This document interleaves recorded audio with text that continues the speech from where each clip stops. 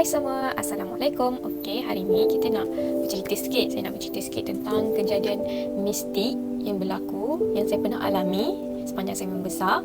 So, saya nak cerita daripada kejadian yang biasa-biasa je kepada kejadian yang luar biasa. So, kalau korang nak tahu lebih lanjut, korang nak dengar, stay tune, okey? Okey, sambil-sambil kita bercerita, saya nak buat make up look sikit, daily look saya, sebab memandangkan kejap lagi saya ada kelas. Walaupun kelas online, cikgu mesti kelihatan cantik. Okey, saya nak bagi segar-segar sikit muka kan, bagi nampak elok sikit dalam kamera tu. Okey, ceritanya begini. Okey, cerita pertama, kejadian yang berlaku dekat UiTM Shah Alam. Okey, masa tu saya SEM 5 dekat UiTM Shah Alam, tengah buat degree masa tu. So, SEM 5 degree ni sangat busy. Kita ada banyak gila projek. So, memang projek kita orang tu sampai tak tidur lah kadang-kadang kan. So, memang busy lah sampai tak tidur, buat kerja sampai 2-3 pagi, sampai subuh pun ada. So, ada jadikan cerita, ada satu hari kita orang buat kerja dekat PITA, dekat library UiTM. So, dekat PITA ni ada satu study room yang dibuka 24 jam. So, kita buat kat situ lah. And dekat study room tu, dekat situ ada orang tengah belajar nari masa tu, dalam pukul 3 pagi, 2 ke 3 pagi macam tu lah kan. So, nak dijadikan cerita, saya masa tu nak pergi toilet. Saya nak pergi toilet, pasal saya ajak kawan saya Wani. Saya cakap, Wani, jom teman nak pergi toilet kan. So, kita nak pergi berdua tapi macam takut. Yelah pukul 3 pagi kan. So, ajaklah budak-budak lelaki dan 3 orang masa tu teman sampai depan pintu toilet lah. Kebetulan 2 orang pun nak pergi toilet. Lepas tu masa kita orang pun pergi toilet. And toilet ni adalah study room tu. So, korang kena jalan terus. Saya masuk ke kanan. Ada toilet dia. So, sampai kat toilet masuk. Wani masuk. Dan toilet tu ada beberapa pintu lah kan. 5 macam tu kot. So, Wani masuk first. Saya masuk nombor 3. Lepas tu sambil nak buang masa tu, nak buang air kecil lah. So, nyambil buang air kecil tu, tiba-tiba dengar ada orang nyanyi. Macam ni apa suara dia. So, macam sambil buang air tu macam, ada orang ke dalam toilet ni kan. Tadi macam ada orang. So, cepat-cepat lah kita yang tengah buang air kecil ni pun cepat-cepat tarik kan. So, keluar tanya Wani dengar tak ada orang menyanyi. Lepas tu Wani cakap tak ada pun ni. Wani kan cakap labai. So, tak ada pun, mana ada. So, masa tu ingat macam, oh ni mesti budak lelaki duk nyakat ni. Tanyalah budak-budak lelaki.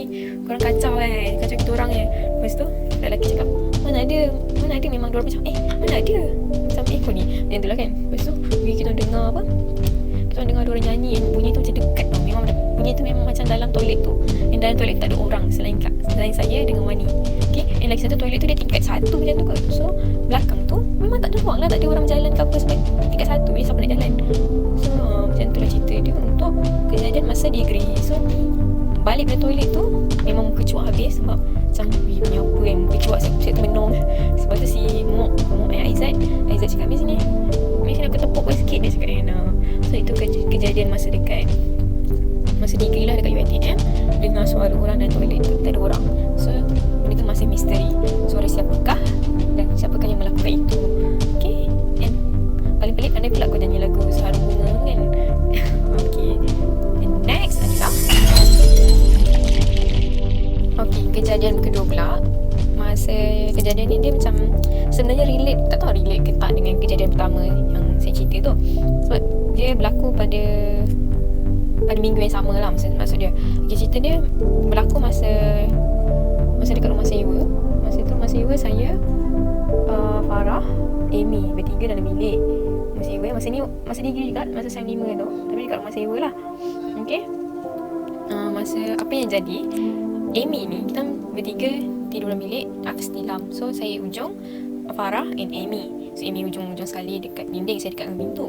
So, Amy ni, Amy ni dia kot mengigau. So, Amy maafkan saya, Amy. So, Amy ni bukan mengigau yang macam teruk pun. Dia just, tapi dia suka mengigau benda yang sama.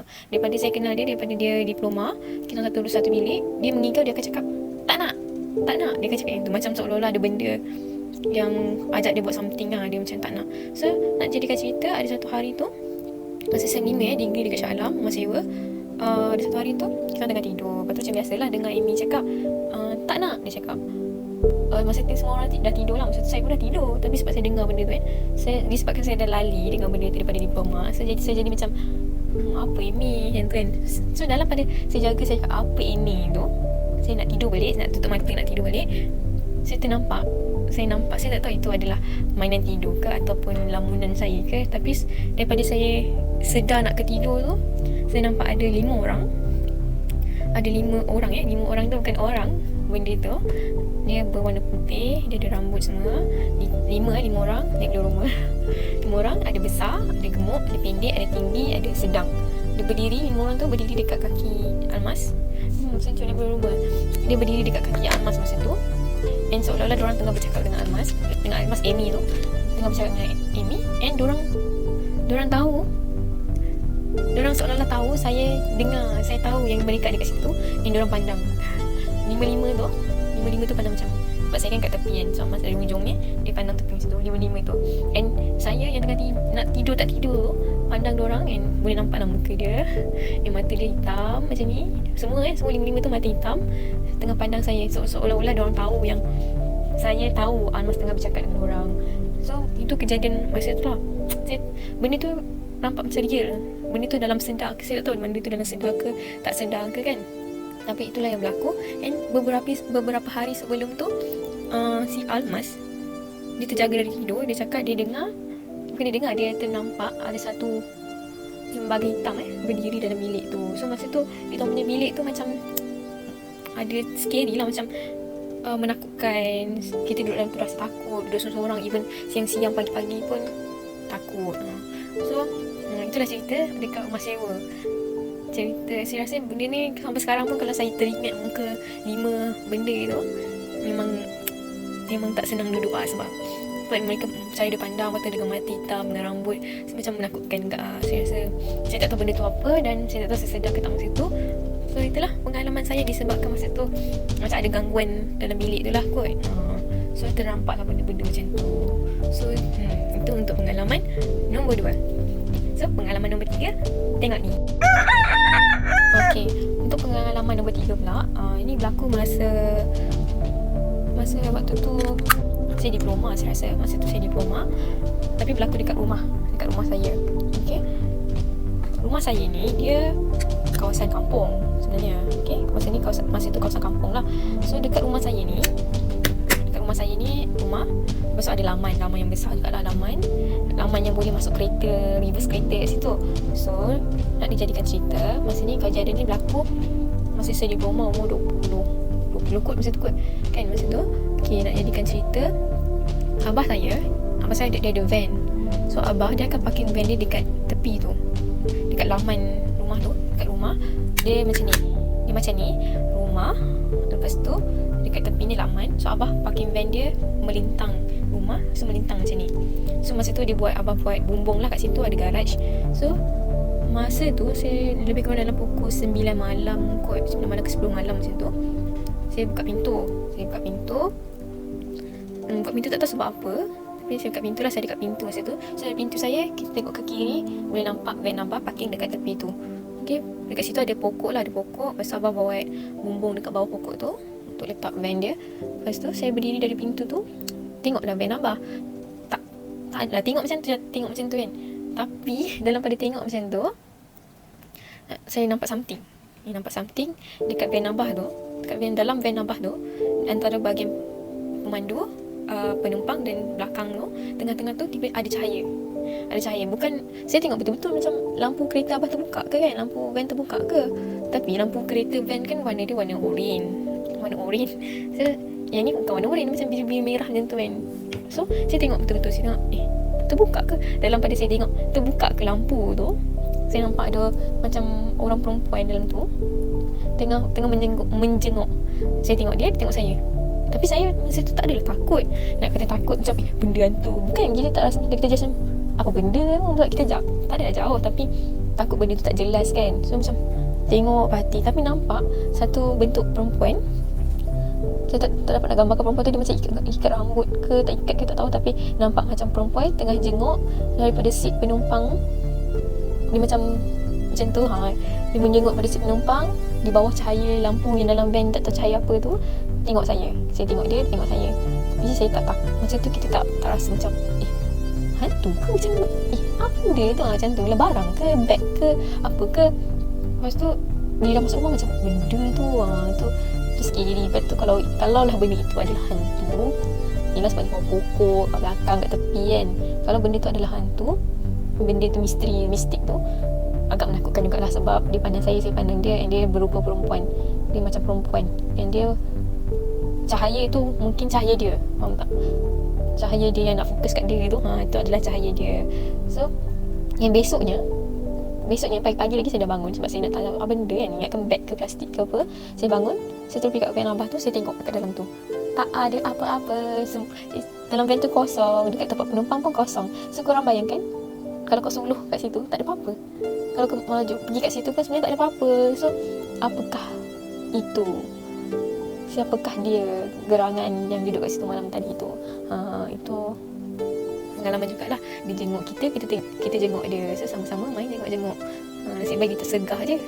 Itu adalah pengalaman nombor 3. So pengalaman nombor 4, korang kena tengok ni. Okey, untuk pengalaman nombor 4 pula, ini agak menakutkan jugalah. Ini sangat menakutkan sebab masa tu saya budak masa tu saya tingkatan 4. Masa saya tingkatan 4 sekolah, dekat sekolah Setapak Indah, saya ni agak aktif jugalah. Saya masuk kawat. Dan saya ni KRS, tapi saya pergi wakil kawat untuk mengakap. So mengakap ni dia orang ada buat camping, nak buat camping and mendaki lah dekat Gunung Nuang. So masa ni saya tingkatan 4, so saya join. Walaupun saya KRS, tapi saya join diorang kan.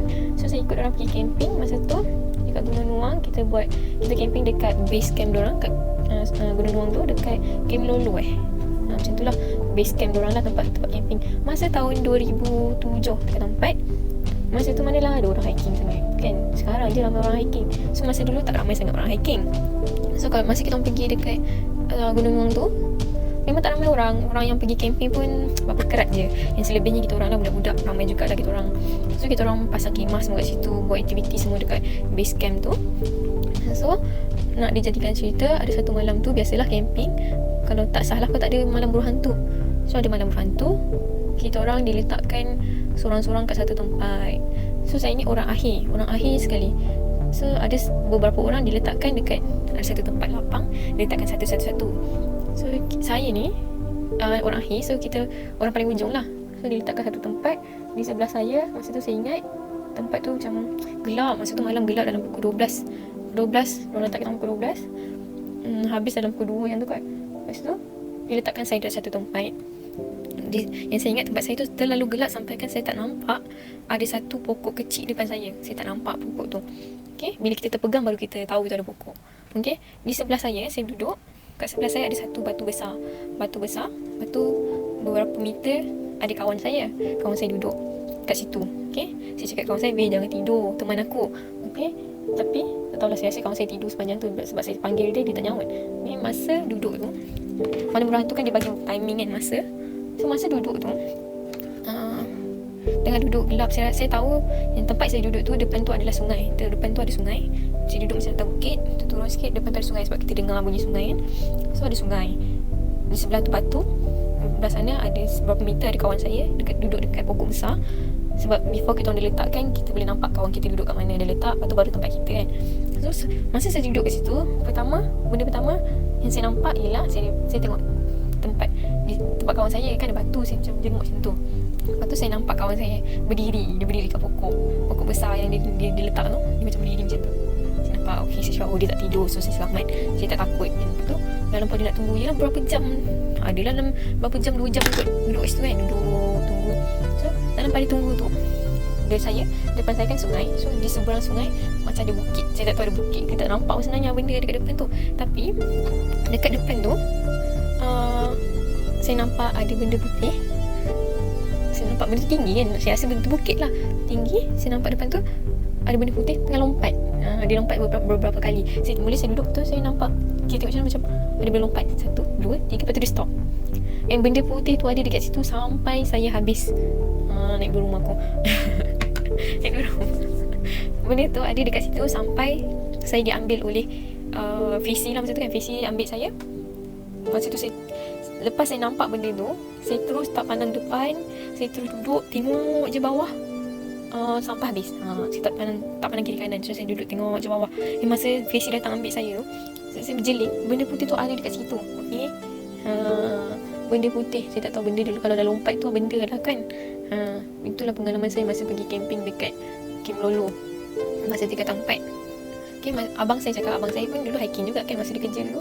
Dia kata Gunung Nuang memang banyak benda macam tu. Dia kata orang selalu nampak lah benda tu. Memang keras lah Gunung Nuang tu. So bayangkan masa tu kita tahun 2007 tak ada orang sangat dekat Gunung Nuang tu. Yang dia punya gelap tu jangan cerita. So itu pengalaman saya masa dekat situ. Saya nampak benda lompat. Dia lompat 1, 2, 3. Lepas tu dia stay. Dia berwarna putih. Saya tak tengok habis. Masa saya nampak dia lompat, saya terus pandang bawah. Saya nak jerit, saya tak tahu saya nak jerit apa.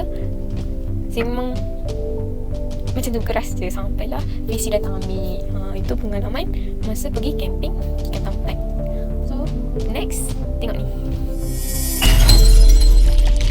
Okay, kejadian nombor 5.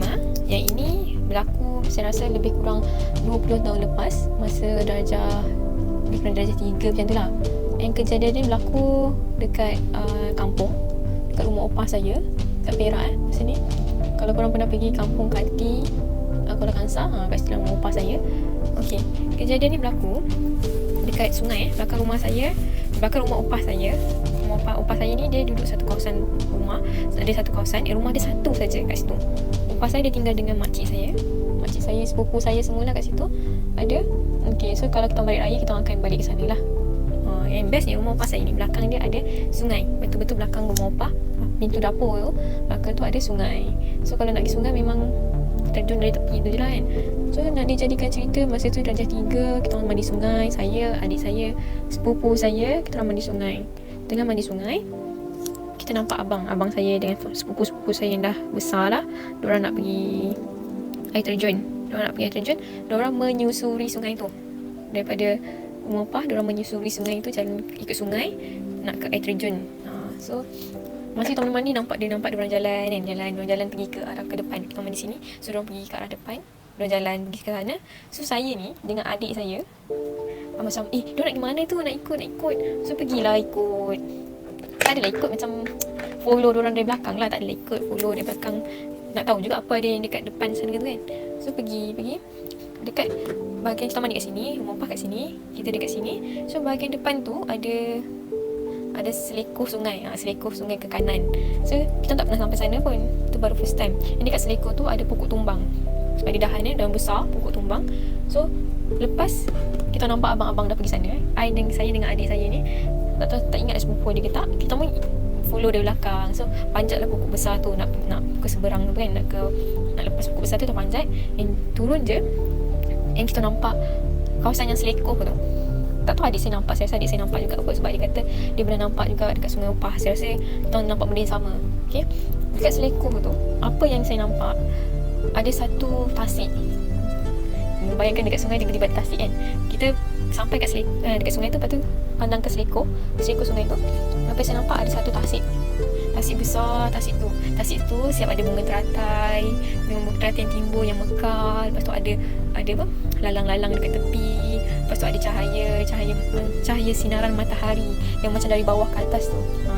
So nampak tempat tu cantik sangat.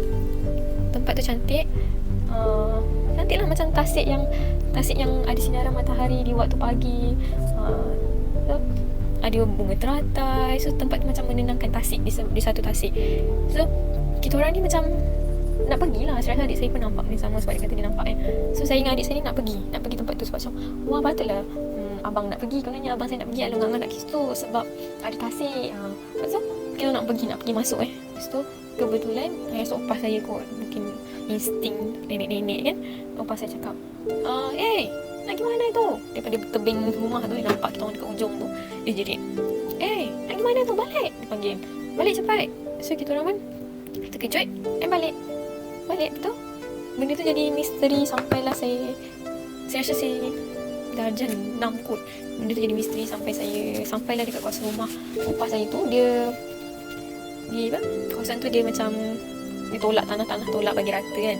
So kawasan lapang tu, kalau kita jalan ke depan sikit, dia tembus kawasan selekoh sungai yang saya pergi tadi tu dengan adik saya tu. Kalau ikut pergi kat situ masa tu, just ada lalang dan sungai, mana ada tasik. You guys bayangkan kat sungai ada tasik, mana ada tasik dekat sungai. So itulah kejadian masa dia darjah 3. Dan saya rasa benda tu adalah tempat hunian, sebab tempat tu cantik sangat. Cantik lah, macam ada Siap ada pokok teratai, siap ada cahaya matahari. Baikkan matahari kat kepala, tiba-tiba kau nampak kat atas itu ada cahaya matahari yang dari bawah ke atas. Cantik, tempat tu memang cantik sangat. Macam tempat sesuatu sangat. Nanti tempat yang macam ni mungkin you guys boleh tengok gambar ni, tengok suasana dia macam ni lah, macam Bunian lah, saya tempat Bunian kan. So itu pengalaman paling saya tak akan lupakan panjang hidup. Dan itu pengalaman mistik pertama lah kot dalam hidup saya, iaitu melihat Tasik Bunian. Okay, Tasik Bunian. Saya tak tahu lah sepupu sepakat saya pernah nampak ke benda tu sebab diorang tinggal kat situ. Tapi setakat ni memang kawasan tu agak keras sebab sepupu-sepupu saya pun banyak nampak benda-benda kan. Makcik saya yang tinggal kat situ pun nampak juga benda-benda bukan tu. So lah, tempat Bunian Kalau saya tak tahu, kalau saya masuk tempat tu saya dah jadi, mungkin sekarang ni saya dah jadi bidadari ke, tak tahu. Mungkin saya dah jadi Puteri Gunung Ledang. Okay. So itulah pengalaman-pengalaman yang ada. Tapi kalau tengok tempat tu, tak takut pun, you just excited nak pergi. Sebab masa tu kan kita budak kan, kita macam tengok benda tu macam wah cantik gila, nak pergi kan. Patutlah alung-alung nak datang sini, ada tempat cantik. So nasib baik, thank God, nasib baik opah ke siapa, opah lah, stress opah panggil balik. Kalau opah tak panggil balik, kita dah duduk dalam tu. Mungkin saya dengan adik saya kat dalam tu. Okay guys. Okay, ini saya dah siap. Ini look saya. Tengok perubahan dia, tengok ni. Okay guys, inilah final look dia. Look yang saya buat hari-hari, daily look untuk pergi kerja, untuk mengajar, pergi sekolah, mengajar online pun saya touch up macam ni. Kenapa saya touch up? Supaya nampak lebih segar, nampak lebih cantik, tak ada nampak kusam, nampak tak bermaya kan. So korang kalau nak make up ni simple-simple je. Guna pun produk drugstore ya, Silky Girl, tak ada pun mahal-mahal. Okay, itu saja untuk hari ini. Semoga korang enjoy dan tertarik dengan cerita tadi dan juga daily look ini. Okay, kalau you guys suka, jangan lupa subscribe dan like. Jangan lupa juga share. Bye.